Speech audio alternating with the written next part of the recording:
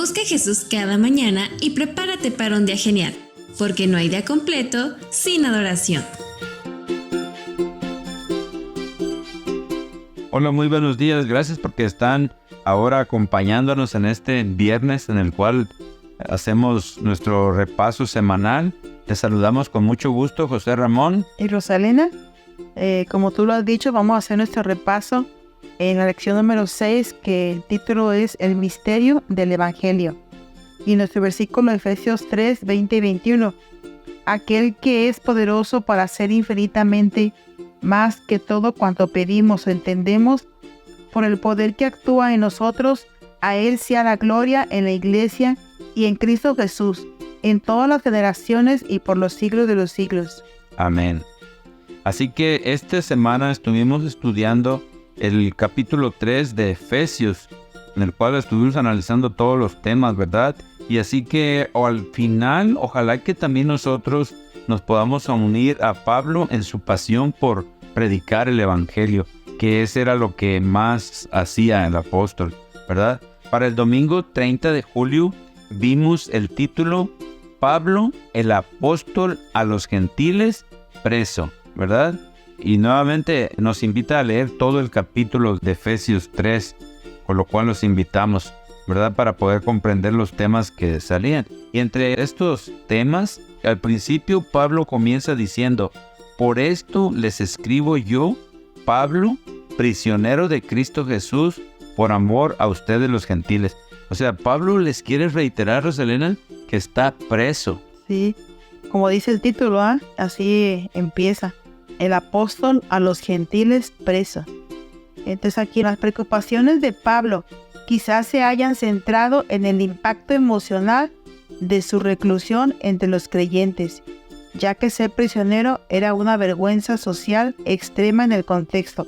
Pablo se preocupaba más que nada por los creyentes de ese tiempo. Sí, y aunque su carta era dirigida a los gentiles, ¿verdad? Quería que supieran, en pocas palabras, que su inclusión en la cárcel no era porque hubiera hecho cosas malas, ¿verdad? Porque aquí iban a decir los creyentes: ¿cómo puede Pablo ser apóstol y mensajero de Cristo exaltado y ser un prisionero despreciado? Porque así se le tomaba en cuenta en ese tiempo, sí, ser un preso. Eso es lo que pudieran pensar las personas, y por eso tenía esa preocupación él, ¿verdad? Y por eso Pablo dice que él sufría, pero no por Pablo, sufría por ellos, porque ¿qué pudieran pensar ellos? Y fíjate, Rosalena, que entre otras cosas importantes que dice, él mismo dice que está preso, pero prisionero de Cristo Jesús, no de los romanos, como pudieran pensar. Para el día lunes 31 de julio vimos el misterio del Evangelio por largo tiempo escondido. Así es que es un misterio lo que Pablo fue llamado a hacer. ¿Y ese misterio cuál era, Rosalena? Dice que ese gran misterio, José Ramón, de que Pablo tenía, describe la comisión que recibió de predicar el Evangelio, la gracia de Dios a todos los gentiles. Sí, porque para ese entonces, a lo mejor a nosotros nos puede costar trabajo entender, ¿verdad? Pero para ese entonces solamente los judíos se sentían, pues, acerca de que solamente la salvación era para ellos. Pero cuando se abrió para todos, el apóstol Pablo fue escogido, y fue eso lo que se refiere a él como un misterio, ¿verdad? Porque Pablo declara, fíjate, ese misterio consiste en que los gentiles sean coherederos, miembros del mismo cuerpo y partícipes de la promesa en Cristo Jesús por medio del Evangelio. Entonces, ese misterio era eso, que los gentiles iban a ser igual ahora que los judíos. Así es, y Pablo fue un apasionado en llevar ese misterio, ese Evangelio. Sí. Aparte del martes vimos la iglesia reveladora de la sabiduría de Dios. Aquí podemos ver, analizando los versículos del 7 al 13, ¿verdad? Las acciones de Dios que hace para su pueblo. Dios lo escogió, dice, aunque Él se siente pequeño para anunciar el Evangelio a los gentiles, pero lo hizo porque fue escogido por la gracia de Dios. Y fue escogido de una manera muy, muy hermosa, ¿recuerdas? Sí, la manera como fue que lo llamó Dios. Pero también una de las cosas que me llama la atención en este día, Rosalena, es que Pablo fue muy humilde, ¿verdad? Al mencionarse él mismo, Más pequeño. describirse como menos que el menor de todos los santos, en el versículo 8. Entonces aquí podemos ver también la humildad de Pablo revelada en este texto. También ese día me gustó una cita que venía para leer, que dice: cuanto más cerca estés de Jesús, más imperfecto te reconocerás a tus propios ojos, porque tu visión será más clara y tus imperfecciones se verán en abierto y claro contraste con su naturaleza perfecta, que dice El Camino a Cristo, página 56. La parte del miércoles vimos, José Ramón, Cristo habita en tu corazón.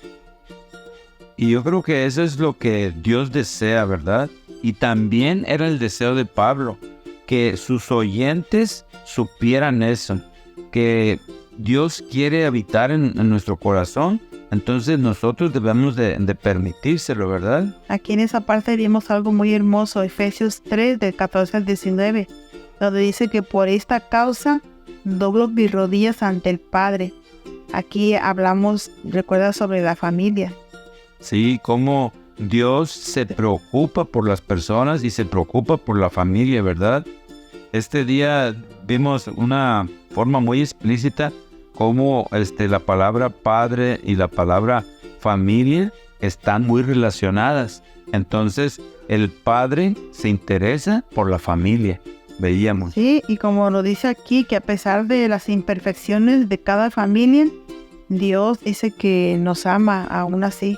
Sí, Es un Dios de amor y un Dios cariñoso.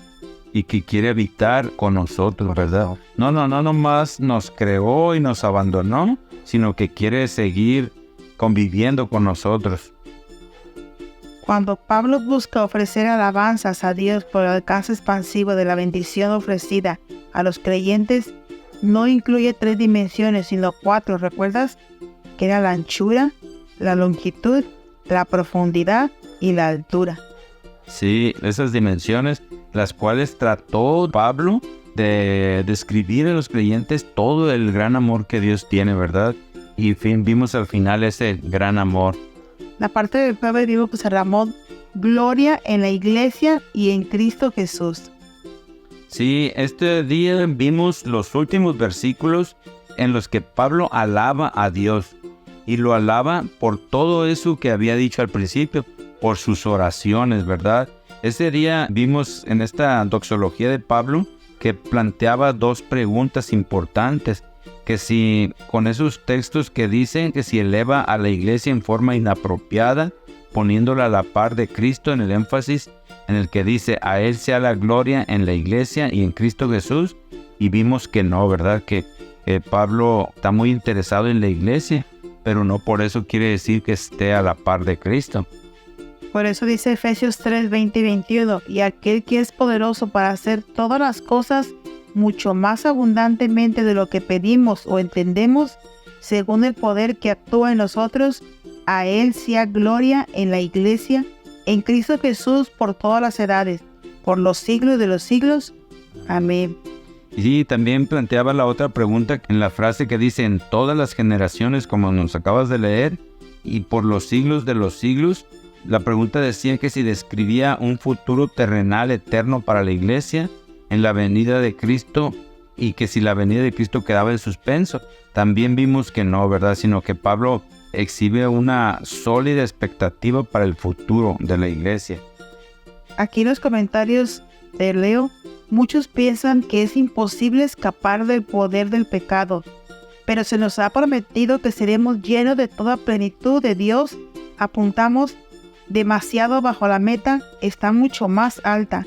Nuestra meta necesita expandirse para poder comprender el significado de la provisión del amor de Dios.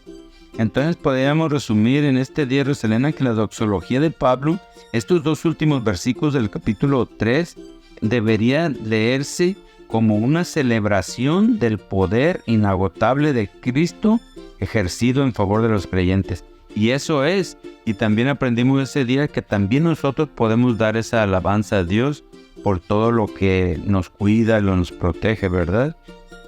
Sí, dice que estamos viviendo en días de peligro, pero únicamente con Cristo puede ayudarnos a conceder la victoria y a vivir seguros. Gracias. Y para hoy, viernes 4 de agosto, tenemos esta lectura que queremos compartir con ustedes.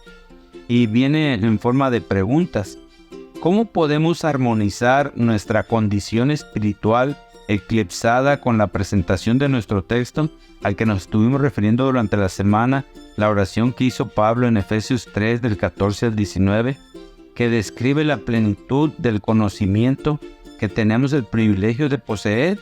¿Cómo puede el cielo mirarnos a nosotros que hemos tenido todas las ventajas espirituales y temporales para que podamos crecer en la gracia cuando no hemos aprovechado nuestras oportunidades? El apóstol no escribió estas palabras para atormentarnos, engañarnos, ni generarnos expectativas, solo para chasquearnos con ellas en nuestra experiencia. Escribió esas palabras para mostrarnos lo que podemos y debemos ser, si queremos ser herederos del reino de Dios. Así es, ¿verdad? Para eso escribió esas palabras. Entonces, ¿cómo podemos ser colaboradores de Dios si tenemos una experiencia eclipsada? O sea, si no estamos viendo bien realmente a Dios, ¿cómo podemos ser colaboradores de Dios así? Tenemos conocimiento de los privilegios del cristiano y debemos buscar ese profundo entendimiento espiritual en las cosas de Dios que el Señor ha deseado que tengamos, José Ramón. Así que esto es lo que estuvimos viendo durante la semana, que espero que podamos haber puesto atención y aprendido acerca de este misterio del Evangelio, ¿verdad? Que fue eso principalmente, que Dios, por medio de Pablo, nos hizo unir, nos hizo que nos uniéramos entre nosotros. Y eso es lo que aprendimos también, que también nosotros debemos de ver a todas las personas igual y estar unidos en Cristo como iglesia y como personas. Amén. Muchas gracias por habernos acompañado esta semana. Que tengan un bonito fin de semana. Que tengan un bello día.